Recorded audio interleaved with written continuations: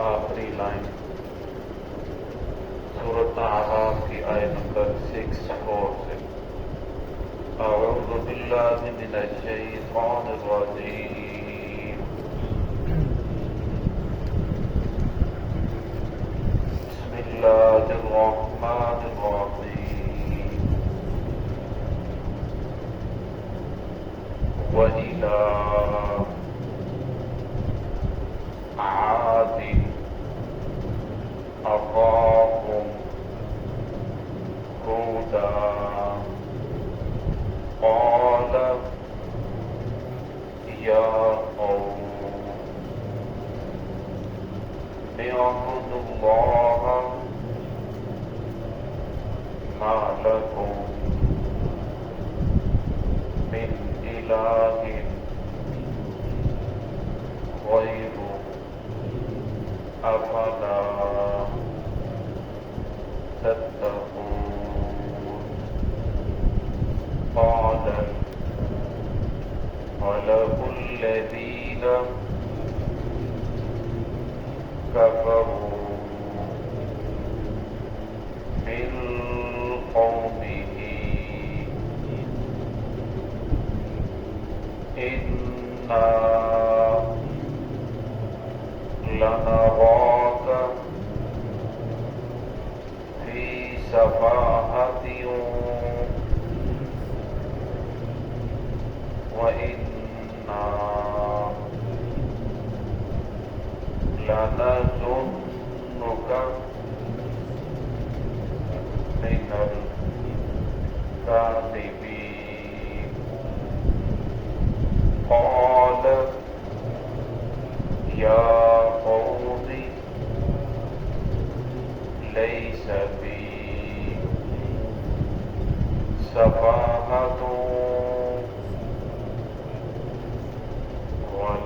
وَلَٰكِنِّي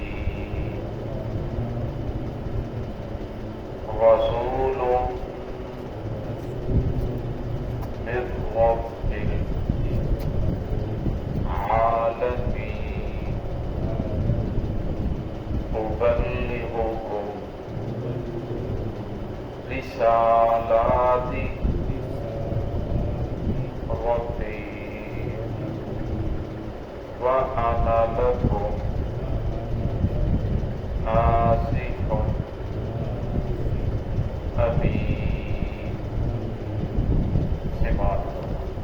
بسم اللہ الرحمن الرحیم وَإِلَىٰ عَادٍ أَخَاهُمْ هُودًا قَالَ يَا قَوْمِ اعْبُدُوا اللَّهَ مَا لَكُم مِّنْ إِلَٰهٍ غَيْرُهُ أَفَلَا تَتَّقُونَ قَالَ الْمَلَأُ الَّذِينَ كَفَرُوا مِنْ قَوْمِهِ إِنَّا لَنَرَاكَ فِي سَفَاهَةٍ وَإِنَّا لَنَظُنُّكَ مِنَ الْكَاذِبِينَ قَالَ يَا قَوْمِ لَيْسَ بِي سَفَاهَةٌ وَلَٰكِنِّي رَسُولٌ مِّن رَّبِّ الْعَالَمِينَ أُبَلِّغُكُمْ رِسَالَاتِ رَبِّي وَأَنَا لَكُمْ نَاصِحٌ أَمِينٌ وَإِلَىٰ عَادٍ أَخَاهُمْ هُودًا اور قوم عاد کی طرف ان کے بھائی ہود علیہ السلام کو ہم نے بھیجا قال یا قوم ہود علیہ السلام نے فرمایا اے میری قوم اعبدوا اللہ اللہ رب العزت کی عبادت کرو ما لکم من الہ غیرہ نہیں ہے تمہارے لیے من الہ اس کے علاوہ کوئی الہ افلا تتقون کیا تم تقوی اختیار کرتے ہو کیا تم اس سے بچتے ہو نافرمانی سے قال الملأ الذین کفروا کہا اس جماعت نے جنہوں نے کفر کیا من قومہ ہود علیہ السلام کی قوم میں سے جو تھے انا لنراک فی سفاہہ بے شک ہم دیکھتے ہیں آپ کو بے وقوف وَإِنَّا لَنَظُنُّكَ مِنَ الْكَاذِبِينَ اور بے شک ہم خیال کرتے ہیں آپ کے بارے میں کہ تو جھوٹوں میں سے ہے قَالَ يَا قَوْمِ لَيْسَ بِي سَفَاهَةٌ حود علیہ السلام نے فرمایا اے میری قوم لیس بی صفاحہ، میرے اندر کوئی بے وقوفی نہیں ہے، ولکنی رسول من رب العالمین، لیکن میں رسول ہوں رب العالمین کی طرف سے، جہان والوں کے رب کی طرف سے، ابلغکم رسالات ربی، اور میں پہنچاتا ہوں اپنے رب کا پیغام تمہاری طرف، وَأَنَا لَكُمْ نَاصِحٌ امین، اور میں تمہارے لیے نصیحت کرنے والا ہوں، تمہارا خیرخواہ ہوں، امین اور امانت دار بھی ہوں۔ گزشتہ آیات کے اندر آپ نے نوح علیہ السلام کا واقعہ پڑھا،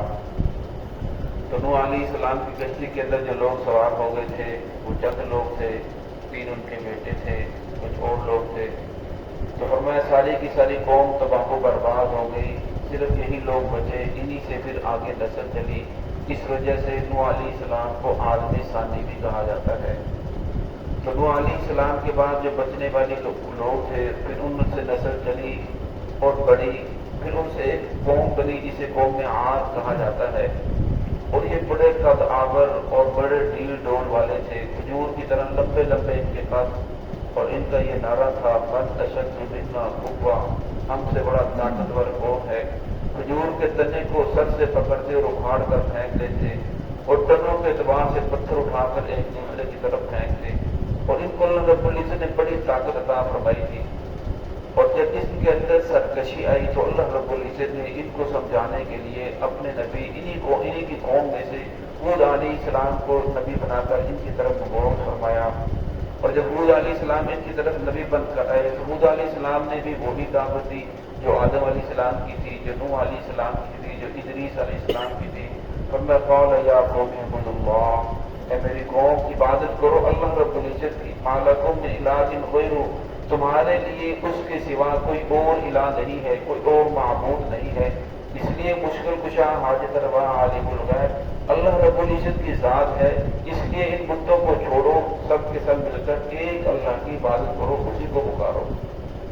اب عبادات، کچھ عبادات تو وہ ہیں جو اللہ رب العزت نے متعین کر دی ہیں، نماز ہے، روزہ ہے، حج ہے، زکوٰۃ ہے، اور فرمایا یہ کرنا کوئی مشکل نہیں ہے، زکوٰۃ سال کے بعد آتی ہے، حج جو صاحب ثروت آدمی ہے، مالدار ہے، اس پر فرض ہے، روزے بھی فرمایا کچھ عرصے کے بعد وہ وقت مقرر ہے، دن متعین ہے، انہی دنوں کے اندر روزے رکھتا ہے انسان، اور نماز کا بھی اللہ رب العزت نے وقت مقرر کر دیا، ان الصلاۃ کانت علی المؤمنین کتاب موقوتا، فرمایا نماز تم پر فرض کی گئی ہے مقررہ وقت کے اندر، اب اس وقت کے اندر پڑھی جائے تو نماز ادا ہے، اگر وہ وقت کو چھوڑ کر 5 منٹ انسان پڑھتا ہے تو نماز ادا تو ہوگی لیکن وہ قضا ہوگی، نماز تو ہو جائے گی لیکن وقت پر نہ پڑھنے کی وجہ سے انسان کو گناہ بھی ہوگا، اور پھر اللہ رب العزت فرما دی یہ عمل کرو گے جس کے اوپر تمہیں اجر ملے گا، اگر ان کاموں کو چھوڑ دو گے تو نافرمانی کی وجہ سے تمہارے اوپر پکڑ آئے گی۔ اب ثواب کیا ہے؟ ثواب یہ ہے کہ انسان کو سمجھ آ جائے کہ یہ میں کام کروں گا اس کے اوپر اللہ رب العزت کی ذات مجھے یہ اجر عطا فرمائیں گے، اور اگر میں اس کام سے بچ جاؤں گا، نافرمانی سے بچ جاؤں گا تو مجھے پھر بھی یہ اجر ملے گا، اگر نافرمانی کروں گا تو پھر اللہ رب العزت کی طرف سے پکڑ آ جائے گی، عذاب آ جائے گا اور میں عذاب کے اندر مبتلا ہو جاؤں گا، اور میں جب انسان کو یہ بات سمجھ کے اندر آ جاتی ہے اور میں پھر انسان دن بدن نیکی کے اندر بڑھتا چلا جاتا ہے۔ فرمایا عبادات اللہ رب العزت کو فرمایا، اور حود علیہ السلام نے ان لوگوں کو فرمایا کہ عبادت کرو اللہ رب العزت کی، اور میں جب انسان عبادت کرتا ہے تو عبادت کرنے کے 2 فائدے انسان کو فوری حاصل ہوتے ہیں، ایک فائدہ تو یہ انسان کو حاصل ہوتا ہے کہ انسان ان کاموں سے بچنا شروع ہو جاتا ہے، جس طرح نماز پڑھنا شروع کی تو نماز پڑھنے کے بعد نماز جو فوری فائدہ حاصل ہوتا ہے، دوسری جگہ اللہ رب القرآن پاک کیا فرماتے ہیں کہ نماز جو ہے ان الصلاۃ تنہی عن الفحشاء والمنکر، نماز جو ہے انسان کو بے حیائی اور بری باتوں سے روک دیتی ہے، نماز کی یہ خاصیت ہے جب انسان نماز پڑھنا شروع کر دے تو انسان سے بے حیائی بری باتیں یہ ساری نکل جاتی ہیں، آہستہ آہستہ وہ سراپا نیکی بن جاتا ہے، نیکی کی طرف چلنا شروع ہو جاتا ہے، آہستہ آہستہ اس انسان سے گناہ چھوٹ جاتے ہیں۔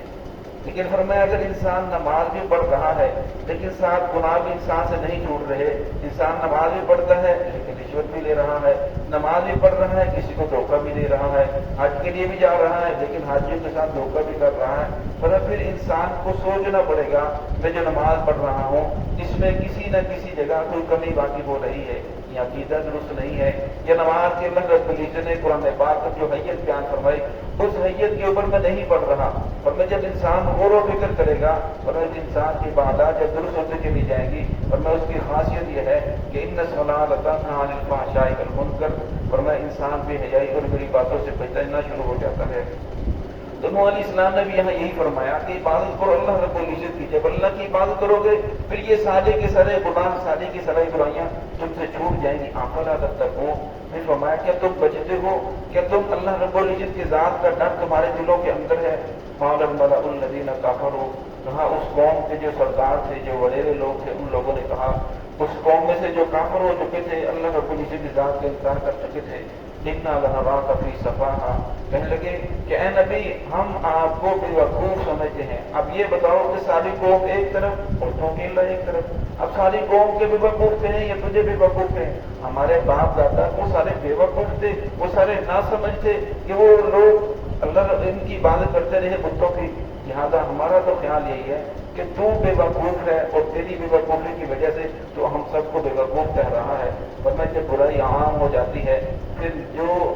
نیک لوگ ہوتے ہیں جو صحیح دیندار ہوتے ہیں لوگ انہیں بے وقوف کہنا شروع کر دیتے ہیں. آج کے دور کے اندر بھی دیکھ لیں برائی زیادہ ہو چکی ہے, برائی کے اوپر چلنے والے لوگ زیادہ ہیں, نیکی کے اوپر چلنے والے لوگ کم ہیں. فرمایا جو کافر ہیں وہ تو کافر ہیں, جو مسلمان ہیں مسلمان اپنے آپ کو مسلمان کہنے والے دیکھ لیں سوشل میڈیا کے اوپر کتنے لوگ بیٹھ کر قرآن پاک کے خلاف باتیں کرتے ہیں, محمد رسول اللہ صلی اللہ علیہ وسلم کی حدیث کے خلاف بولتے ہیں, آپ کی سنتوں کے خلاف بولتے ہیں, حتیٰ کہ محمد رسول اللہ صلی اللہ علیہ وسلم کی ختم نبوت کے خلاف بھی فیصلے کیے جا رہے ہیں اور اس کے اوپر بھی ڈاکہ ڈالا جا رہا ہے. لیکن نام سے مسلمان ہے, اپنے آپ کو مسلمان کہتے ہیں. اور میں ان لوگوں سے شکوہ ہے کہ مسلمان بھی ہیں لیکن دین کے خلاف بھی بول رہے ہیں, اپنے آپ کو مسلمان ہونے کا نعرہ بھی لگاتے ہیں اور فرمایا دین کے خلاف ان کی ہر سازش جو ہوتی ہے وہ دین کے خلاف ہوتی ہے. کس طرح دینداروں کو دین کو بدنام کیا جائے.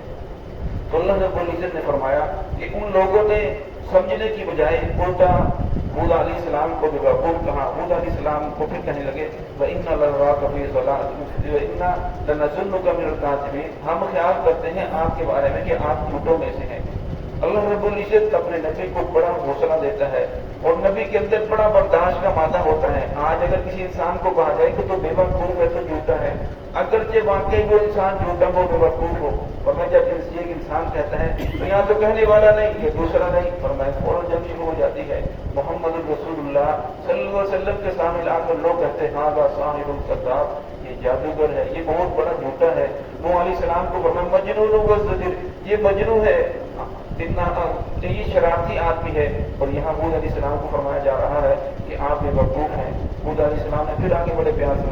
فرمایا قال یا قوم اے میری قوم لیس بی صفاح میرے اندر کوئی بے وقوفی نہیں ہے, ولکنی رسول من رب العالمین لیکن میں تو رسول ہوں, میں تو پیغام پہنچانے والا ہوں رب العالمین کی طرف سے, جہان والوں کے رب کی طرف سے اس نے مجھے نبی بنا کر بھیجا ہے. ابلغکم رسالات ربی میں پہنچاتا ہوں تمہاری طرف اپنے رب کا پیغام. وانا لکم ناصح اور میں تمہارے لیے خیر خواہ ہوں. میرا کوئی مقصد تمہارے اوپر سرداری چلانا یا تم سے کوئی مال و دولت حاصل کرنا غرض کوئی میری نہیں ہے. غرض صرف یہی ہے کہ اللہ رب العزت کا پیغام تمہاری طرف پہنچا رہا ہوں, تم سیدھے راستے کے اوپر آ جاؤ. وانا لکم ناصح امین پھر میں امانت دار بھی ہوں. اللہ رب العزت کی طرف سے جو حکم آ رہا ہے میں وہی تم تک پہنچاتا ہوں. اپنی طرف سے کوئی کمی نہیں کرتا, اپنی طرف سے اس کے اندر کوئی الفاظ شامل نہیں کرتا. لیکن فرمایا اس قوم نے بھی اللہ رب العزت کی نافرمانی کی. آگے پھر آئے گا اللہ رب العزت کا عذاب آیا. تو جب اللہ رب العزت کا عذاب آتا ہے پھر اللہ رب العزت ایمان کے تمام کو ختم کر کے رکھ دیتے ہیں. تو اللہ رب العزت کی ذات ہم سب کو اس سے محفوظ فرمائے. بسم اللہ.